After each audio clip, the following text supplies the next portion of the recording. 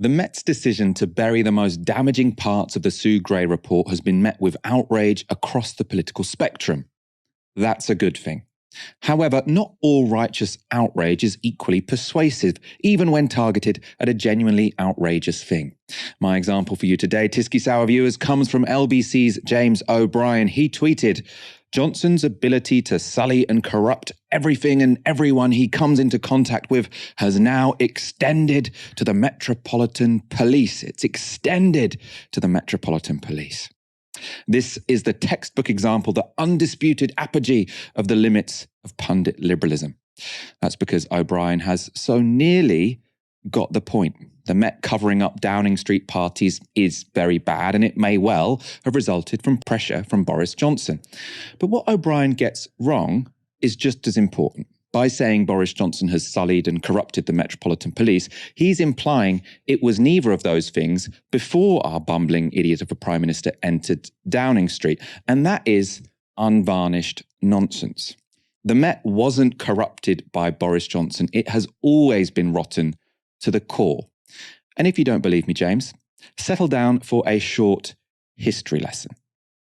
Between 1978 and 1982, Operation Countryman uncovered widespread corruption in the Met. Mr. Alderson, you were a former Deputy Assistant Commissioner in the Yard. What's your impression of the extent of corruption these days? I'm sorry to say that my impression of the extent of corruption these days is that in spite of all the tremendous work that Robert Mark did, it's more institutionalised than it was. What exactly do you mean by institutionalised? By institutionalised, I mean, formerly it was in pockets here and there, but I think there are now certain sections of the CID, certain cohorts, if you like, where it's accepted, where the investigations in the past have failed or been frustrated. And I think it's just become, for some of them, a way of life. But independent officers involved in the investigation of the Metropolitan Police thought the corruption went almost to the top. Arthur Hambleton led the inquiry.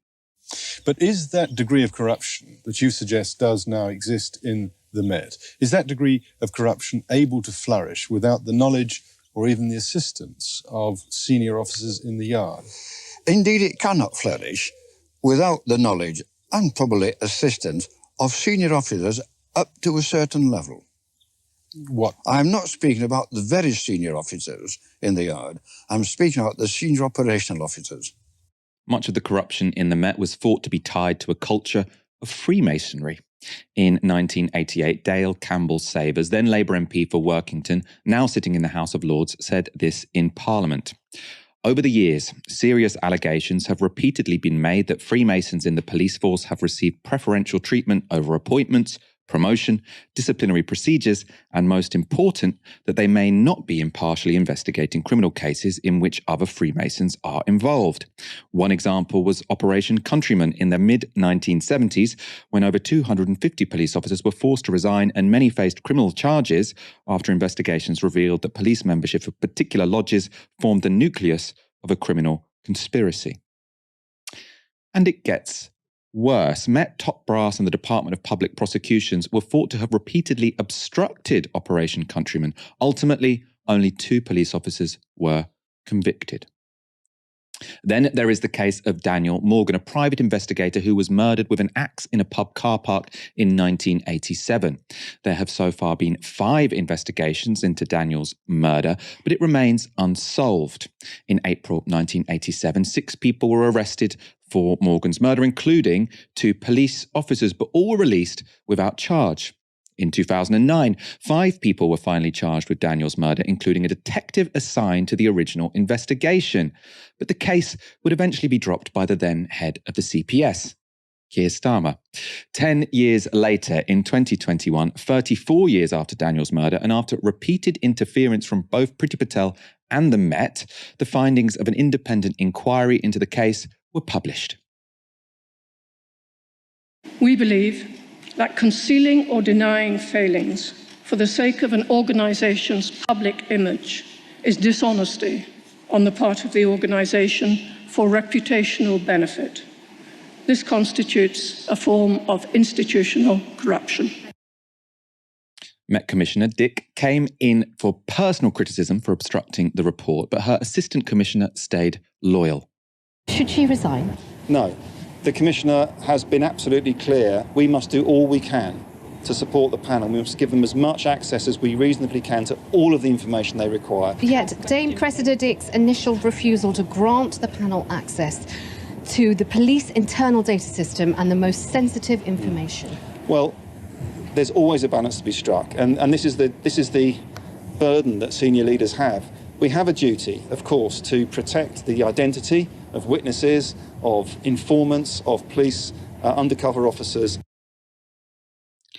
Nothing to see here, Governor. Corruption is, of course, not the only cancer running through the Met. In 1993, 18-year-old Stephen Lawrence was murdered by 5 racists while he waited for a bus. But the investigation was not taken seriously. The suspects, who had a known record of racially motivated knife attacks, were not arrested for 2 weeks after the Met had identified them. And then the charges against them were dropped by the Crown Prosecution Service due to lack of evidence. This is Stephen's mother, Doreen. I just thought to myself, well, somebody's been murdered, they're going to go out and look for his killers. But as the days pass, then you realise that it's a completely different thing, that Stephen was a black boy and the interest was not there. It would take nearly 20 years for 2 of the 5 suspects, Gary Dobson and David Norris, to be convicted. And in 1999, the Macpherson report concluded that the investigation of Stephen Lawrence's murder was botched, not just because the individual officers involved had racist attitudes, but because the Met as a whole was institutionally racist. 20 years later, Cressida Dick thinks it's all water under the bridge. So you accept that there are individual racists or cases of racism, but what you deny is institutional racism, the idea that there is structural racism in the force and in the way you police. And that is at odds with what every other organisation in the world, it seems, has done since George Floyd, which is to look at itself and say, yes, we've got problems. Why are you going in the other way? You seem to be in denial. So we have zero tolerance of racist behaviour within the Met.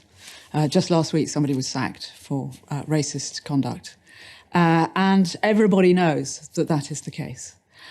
We embraced, if you like, the challenge that was set to us 20 years ago by Sir William Macpherson in the Stephen Lawrence inquiry, in which he came up with a definition of institutional racism. I was the person charged with implementing the recommendations, and I'm very proud of what we did. I think we've come a very, very, very long way. And yet, only a year after this interview, 2 police officers were jailed for dehumanising 2 black murder victims. In June 2020, sisters Nicole Smallman and Bieber Henry were murdered in a London park. The 2 police officers assigned to guard their bodies photographed them and passed the pictures to a group of 41 colleagues, labelling them dead birds. Their mother, Mina Smallman, spoke to one James O'Brien in 2021. When you get a sense of how prevalent this isn't a one-off. I object to it being said this is one rotten apple. This is not. This behaviour is not uncommon. It's commonplace. You have to wonder how carefully James O'Brien was listening. As well as its attitude to race, the case of Smallman and Henry also shone a light on misogyny in the Met. We had another chilling reminder of that in 2021. That was when Sarah Everard was murdered by Wayne Couzens, a serving Met police officer. He placed her under a false arrest, put handcuffs on her, and drove her to a woodland where he strangled her. It later emerged that the Met had failed to investigate 3 accusations of inappropriate conduct and indecent exposure against him. In the wake of that murder, the Met Police were criticised for violent crackdowns on vigils held in London. They were also criticised for advising women that if they were stopped by an officer who aroused suspicion, they could try shouting out to a passerby, running into a house, knocking on a door, waving a bus down, or, if you are in the position to do so, calling 999. That ridiculous advice led to calls for Cressida Dick's resignation, but backed by Boris Johnson and Keir Starmer, she refused to go. Another egregious example of institutional misogyny in the police was the spy cop scandal, where multiple undercover police were found to have had relationships with women they were spying on. I had a relationship with a man that I knew to be Mark Cassidy from 1995 until he disappeared in 2000. We lived together for 4 of those years. I was involved in an organisation called the Colin Roach Centre in Hackney, which was involved in anti-fascist, anti-racist and police monitoring. And then that relationship lasted a number of years, as you say, and then what happened? Then it was quite a prolonged exit strategy, but as far as I was aware at the time, he became very depressed and he had to get away and he disappeared. I came home from work one day and he wasn't there. Campaigners have identified at least 30 women who were unknowingly in relationships with undercover officers, some of whom have had children. An inquiry into the events is yet to report, but the Met have already acknowledged culpability. It has become apparent that some officers, acting undercover while seeking to infiltrate protest groups, entered into long-term intimate sexual relationships with women, which were abusive, deceitful, manipulative and wrong. I acknowledge that these relationships were a violation of the women's human rights, an abuse of police power and caused significant trauma. I unreservedly apologise on behalf of the Metropolitan Police Service. These are only some of the ways that the Met have shown themselves to be corrupt and indeed rotten to the core. On this show, we recently covered the homophobia that allowed Stephen Port to get away with the murder of young gay men in London, and the rank misogyny and violence that was inflicted on Koshka Duff after she was arrested for handing a legal defence card to a young black man being stopped and searched. But I guess if you're a wealthy Liberal pundit, James O'Brien, Partygate could be the first time you notice just how corrupt the Met have always been. Aaron, will Partygate be the moment the penny finally drops for Britain's Liberal establishment that the Met is rotten to the core? We'd certainly hope so, Michael. I suspect it's quite possible purely because it's affected them. And that's not to dismiss them or admonish them. That's just generally how life works. Once something affects you and you see it and you experience it, then you start to take it very seriously. Hitherto, the most egregious examples of police violence, intimidation, not adhering to process, themselves breaking the law, have generally been applied to people of colour, working class people, the miners' strike, football fans. For the liberal intelligentsia, that hasn't been the experience. But I think increasingly with the gendered nature of violence that we're seeing in the stories over the last 12, 18 months, 2 years, and of course, like you say, Koshka Duff this week, an extraordinary story. We never would have heard about it had she not had the unique tenacity and persistence and perseverance to seek justice. There are thousands of stories like hers, Michael. She had to endure 8 years to get to the truth. And I think stories like that cut through a hell of a lot because people look at, effectively, a white middle-class woman and they sympathise. A very different experience when it's trade unionists on a picket line or people of colour. So I think it should change, most certainly. I think it could change. Will it change? I think yes. I mean, there are people, I think, Michael, if my timeline is anything to go by, who I would sort of see as kind of like classically centrist Twitter accounts and influencers and authors and writers. And I think the penny has dropped with them that the police are deeply, profoundly corrupt. Maybe just the Metropolitan Police Service, and they can probably sort of hide that off from the rest of policing in the UK. Certain forces are better than others, purely by virtue of the kinds of places they police. I'm from Dorset. The challenges of policing in Dorset are very different to the West Midlands, South Yorkshire, the Met. So you have, I think, a range of problems with the police. I think racialized policing is clearly going to be a bigger problem when you have larger minority communities, like with the Met, like with West Midlands, Greater Manchester Police, and so on. So I think that would be my major concern is, yes, I think people are going to view the police as corrupt. I think they're going to begin to talk about structural challenges rather than a few bad apples. The question is, how universal is that? Is that limited to the Met? I think the Met has major problems. I really do, Michael. I think the Metropolitan Police Service is now becoming shorthand for institutional dysfunction in this country, really. And that, I think, is being articulated by opinion makers and influencers who never would have dreamed of saying that 5-10 years ago. It's very new, and it should be welcomed. But of course, how far does that critique go? And that's the interesting question, because it's not going to be resolved by Cressida Dick going and getting somebody else in. We saw that repeatedly over the last 20 years with the Metropolitan Police Service. I think there needs to be a fundamental rethinking, particularly around public order policing, and then the other issues around race and gendered violence. But look, I mean, I've actually been at the kind of the cutting edge of this myself, Michael. I remember in 2011, a friend of mine, he was arrested by the police. He'd done nothing wrong.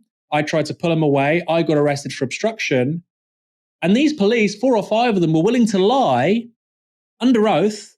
This guy was facing being sent back to the United States, where he comes from. He was doing a PhD here. He had a life here. His life would have been destroyed. These people who'd never met him before were happy to destroy his life. And they were lying, Michael. All of them. All of them were lying. And the problem is 2 or 3 were leading on it, and the rest of their colleagues were enabling it and making it possible. So I've seen firsthand, they're willing to destroy some person's life for no particular reason. I think there's something profoundly wrong going on here. So what I'd say is all those extraordinary cases you've just highlighted there, Michael, it is the tip of an iceberg. We can't see the vast majority of this.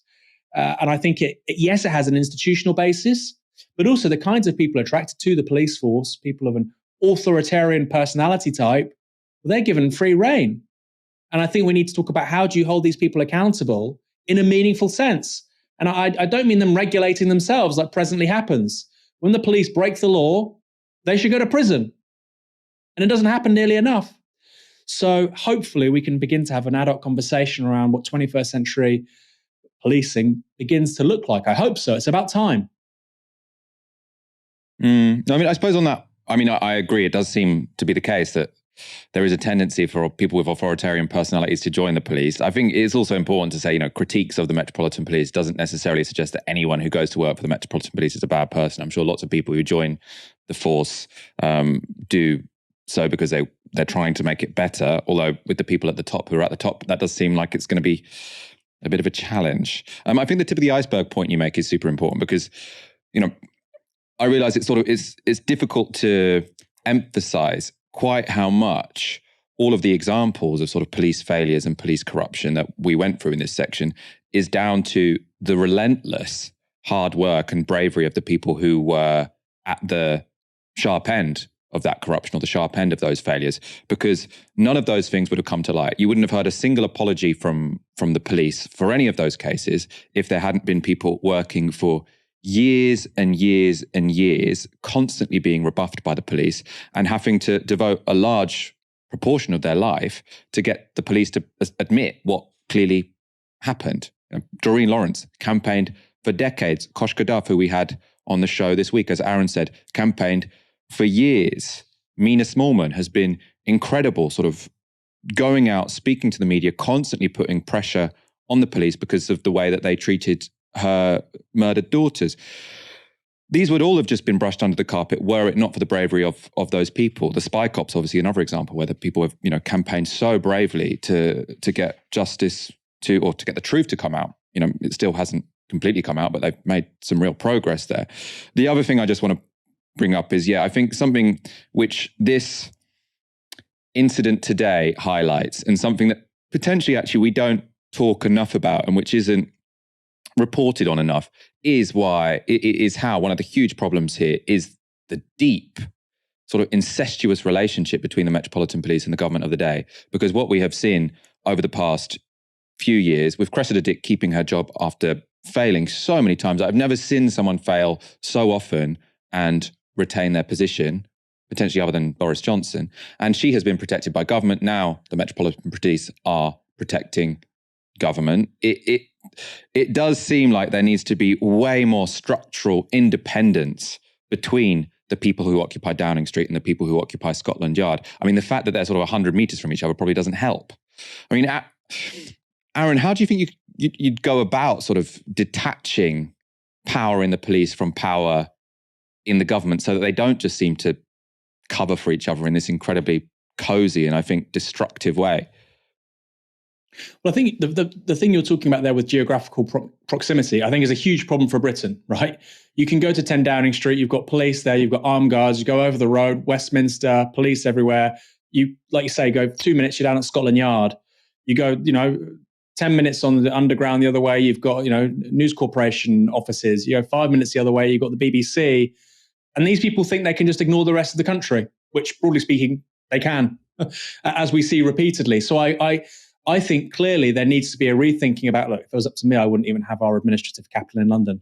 I think getting politicians and policymakers away from media power and the police and those kinds of civil society organizations pulling them in, I don't think that's healthy at all. It's a very small thing, and that's kind of orthogonal to this conversation, but I think it would help. You sort of hinted at it. I think fundamentally, Michael, it is about, I hate this word because I've said it earlier, the C word, culture. When people say culture, you know that they're not serious about a solution. But going back to what you said, good people join the police. I'm sure good people do join the police, Michael. But the problem is, go back to that story of Ashok Kumar, which I mentioned. You've got two police officers basically willing to lie, and none of their colleagues are willing to call them out. So if you've got 8 people who aren't bad people, but they don't want to stand out, they don't want to risk losing their jobs because they know that even if their colleagues get found out, then they're not going to be punished. So where's the incentives to be honest, right? All that's going to happen is I'm going to lose credibility with my colleagues. I won't get promotion. I'll probably get bullied at work. Why should I be the good person here? So I think you have a problem, Michael, which is to say, and I don't believe in a few bad apples, but I think the problem is they do determine where that organization goes. To repeat, Ashok Kumar, people can Google this. It was a story. He got away with it, by the way, because somebody fortunately recorded it all on their phone.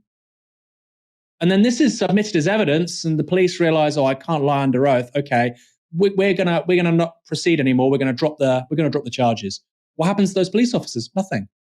So this morning you were willing to lie under oath and destroy somebody's life, but now you're not going to, and there are no consequences.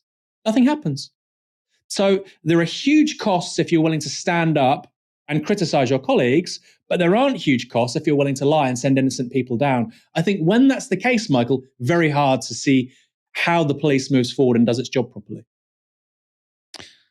I agree with everything you've said concretely there. One thing I do want to push back on is I think what you have just explained is why you were initially correct.